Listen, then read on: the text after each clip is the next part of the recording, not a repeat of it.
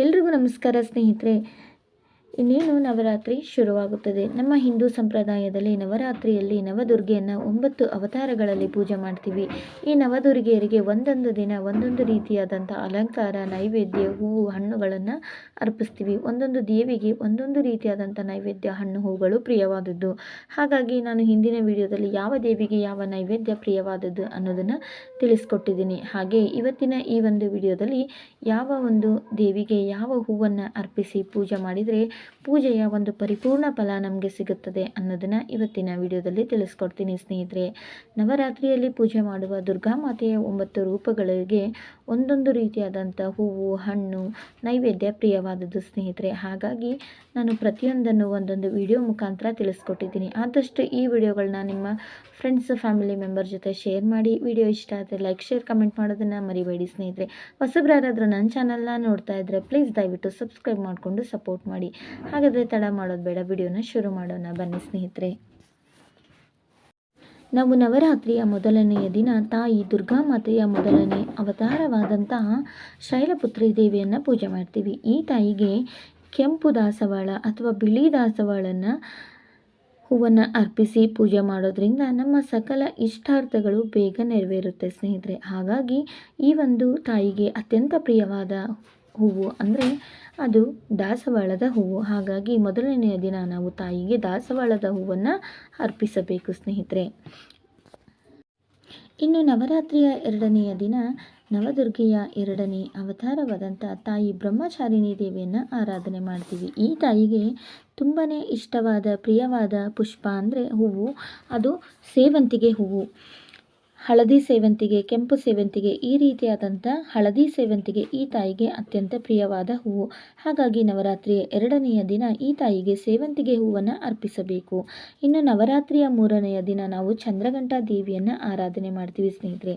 ಈ ತಾಯಿಗೆ ಅತ್ಯಂತ ಪ್ರಿಯವಾದ ಹೂವು ಅಂದರೆ ಕಮಲದ ಹೂಗಳು. ಈ ತಾಯಿಗೆ ಕಮಲದ ಪುಷ್ಪಗಳನ್ನು ಅರ್ಪಿಸಬೇಕಾಗುತ್ತದೆ. ಇನ್ನು ನವರಾತ್ರಿಯ 4ನೇ ದಿನ ತಾಯಿ ಕೂಷ್ಮಾಂಡ ದೇವಿಯನ್ನು ನಾವು ಆರಾಧನೆ ಮಾಡ್ತೀವಿ ಸ್ನೇಹಿತರೆ. ಈ ತಾಯಿಗೆ ಮಲ್ಲಿಗೆ ಅಥವಾ ಜಾಜಿ ಹೂಗಳು ಅಂದರೆ ಅತ್ಯಂತ ಪ್ರಿಯವಾದಂಥ ಹೂಗಳು. ಹಾಗಾಗಿ ಈ ಕೂಷ್ಮಾಂಡ ತಾಯಿಗೆ ನಾವು ಮಲ್ಲಿಗೆ ಹೂಗಳನ್ನ ಅರ್ಪಿಸಿ ಪೂಜೆಯನ್ನು ಮಾಡಬೇಕಾಗುತ್ತೆ ಸ್ನೇಹಿತರೆ. ಇನ್ನು ನವರಾತ್ರಿಯ 5ನೆಯ ದಿನ ನವದುರ್ಗೆಯ 5ನೇ ಅವತಾರವಾದಂತಹ ದೇವಿ ಸ್ಕಂದಮಾತೆಯನ್ನು ಪೂಜೆ ಮಾಡ್ತೀವಿ. ಈ ಸ್ಕಂದಮಾತಾ ತಾಯಿಗೆ ಗುಲಾಬಿ ಹೂವುಗಳು ಅಂದರೆ ತುಂಬಾ ಪ್ರಿಯ ಸ್ನೇಹಿತರೆ. ಹಾಗಾಗಿ ಈ ತಾಯಿಗೆ ಗುಲಾಬಿ ಹೂಗಳನ್ನ ಅರ್ಪಿಸಬೇಕು. ಇನ್ನು ನವರಾತ್ರಿಯ 6ನೆಯ ದಿನ ನವದುರ್ಗೆಯ 6ನೇ ಅವತಾರವಾದಂಥ ದೇವಿ ಕಾತ್ಯಾಯಿನಿಯನ್ನು ನಾವು ಪೂಜೆ ಮಾಡ್ತೀವಿ ಸ್ನೇಹಿತರೆ. ಈ ತಾಯಿಗೆ ಅತ್ಯಂತ ಪ್ರಿಯವಾದ ಹೂಗಳು ಅಂದರೆ ಅದು ಚೆಂಡು ಹೂಗಳು. ಈ ತಾಯಿಗೆ ಚೆಂಡು ಹೂಗಳನ್ನ ಅರ್ಪಿಸಿ ಪೂಜೆ ಮಾಡೋದ್ರಿಂದ ಶೀಘ್ರವಾದ ಪರಿಪೂರ್ಣ ಫಲ ಪ್ರಾಪ್ತಿಯಾಗುತ್ತದೆ ಸ್ನೇಹಿತರೆ. ಇನ್ನು ನವರಾತ್ರಿಯ 7ನೆಯ ದಿನ ತಾಯಿ ಕಾಳರಾತ್ರಿ ದೇವಿಯನ್ನು ಪೂಜೆ ಮಾಡ್ತೀವಿ. ಈ ತಾಯಿಗೆ ನೀಲಿ ಬಣ್ಣದ ಹೂಗಳು ಅಂದರೆ ಅತ್ಯಂತ ಪ್ರಿಯವಾದದ್ದು ಸ್ನೇಹಿತರೆ.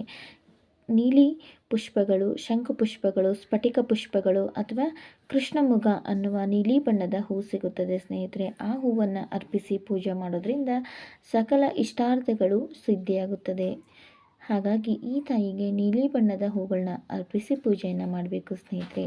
ಇನ್ನು ನವರಾತ್ರಿಯ 8ನೆಯ ದಿನ ತಾಯಿ ಮಹಾ ಗೌರಿಯನ್ನು ಪೂಜೆ ಮಾಡ್ತೀವಿ ಸ್ನೇಹಿತರೆ. ಈ ತಾಯಿಗೆ ದುಂಡು ಮಲ್ಲಿಗೆ ಅಥವಾ ಸೂಜಿ ಮಲ್ಲಿಗೆ ಹೂಗಳು ಅಂದರೆ ಅತ್ಯಂತ ಪ್ರಿಯವಾದದ್ದು ಸ್ನೇಹಿತರೆ. ಹಾಗಾಗಿ ಈ ತಾಯಿಗೆ ಮಲ್ಲಿಗೆ ಅಥವಾ ದುಂಡು ಮಲ್ಲಿಗೆ ಹೂಗಳನ್ನ ಇಟ್ಟು ಪೂಜೆಯನ್ನು ಮಾಡೋದ್ರಿಂದ ಪರಿಪೂರ್ಣವಾದ ಫಲ ಪ್ರಾಪ್ತಿಯಾಗುತ್ತದೆ ಸ್ನೇಹಿತರೆ. ಇನ್ನು ನವರಾತ್ರಿಯ 9ನೇ ದಿನ ದೇವಿ ಸಿದ್ಧಿದಾತ್ರಿಯನ್ನು ನಾವು ಪೂಜೆ ಮಾಡ್ತೀವಿ ಸ್ನೇಹಿತರೆ. ಈ ತಾಯಿಗೆ ಚಂಪಾ ಅಥವಾ ಸಂಪಿಗೆ ಹೂಗಳು ಅಂದರೆ ಅತ್ಯಂತ ಪ್ರಿಯವಾದಂಥ ಇಷ್ಟವಾದಂಥ ಹೂಗಳು ಸ್ನೇಹಿತರೆ. ಹಾಗಾಗಿ ಈ ತಾಯಿಗೆ ಸಂಪಿಗೆ ಹೂಗಳನ್ನು ಅರ್ಪಿಸೋದ್ರಿಂದ ಸಕಲ ಇಷ್ಟಾರ್ಥಗಳು, ಮನೆಯ ಅಭಿವೃದ್ಧಿ, ಶ್ರೇಯಸ್ಸು ಆಗುತ್ತದೆ ಅನ್ನುವ ನಂಬಿಕೆಯಿಂದ ಈ ತಾಯಿಗೆ ಸಂಪಿಗೆ ಹೂಗಳನ್ನ ಅರ್ಪಿಸಿ ಪೂಜೆ ಮಾಡೋದು ಸಂಪ್ರದಾಯ ಸ್ನೇಹಿತರೆ. ಹಾಗಾಗಿ ಈ ತಾಯಿಗೆ ಸಂಪಿಗೆ ಹೂವು ಅತ್ಯಂತ ಪ್ರಿಯವಾದದ್ದು. ತಿಳ್ಕೊಂಡ್ರಲ್ಲ ಸ್ನೇಹಿತರೆ, ನವರಾತ್ರಿಯಲ್ಲಿ ನವದುರ್ಗೆಯರಿಗೆ ಅತ್ಯಂತ ಪ್ರಿಯವಾದ ಹೂಗಳು ಯಾವುವು ಅನ್ನೋದನ್ನು ಇವತ್ತಿನ ವಿಡಿಯೋದಲ್ಲಿ ತಿಳಿಸ್ಕೊಟ್ಟಿದ್ದೀನಿ. ವಿಡಿಯೋ ಇಷ್ಟ ಆದರೆ ಲೈಕ್, ಶೇರ್, ಕಮೆಂಟ್ ಮಾಡೋದನ್ನು ಮರಿಬೇಡಿ. ವಿಡಿಯೋವನ್ನು ಕೊನೆವರೆಗೂ ನೋಡಿದಂಥ ಎಲ್ಲರಿಗೂ ತುಂಬು ಹೃದಯದ ಧನ್ಯವಾದಗಳು ಸ್ನೇಹಿತರೆ. ಈ ವಿಡಿಯೋವನ್ನು ಎಲ್ಲರಿಗೂ ಶೇರ್ ಮಾಡಿ. ಹಾಗೆ ಹೊಸಬ್ರು ಯಾರಾದರೂ ಚಾನಲ್ನ ನೋಡ್ತಾ ಇದ್ದರೆ ಪ್ಲೀಸ್ ದಯವಿಟ್ಟು ಸಬ್ಸ್ಕ್ರೈಬ್ ಮಾಡಿಕೊಂಡು ಸಪೋರ್ಟ್ ಮಾಡಿ ಸ್ನೇಹಿತರೆ. ವಿಡಿಯೋ ನೋಡಿದ್ದಕ್ಕೆ ಎಲ್ರಿಗೂ ಧನ್ಯವಾದಗಳು.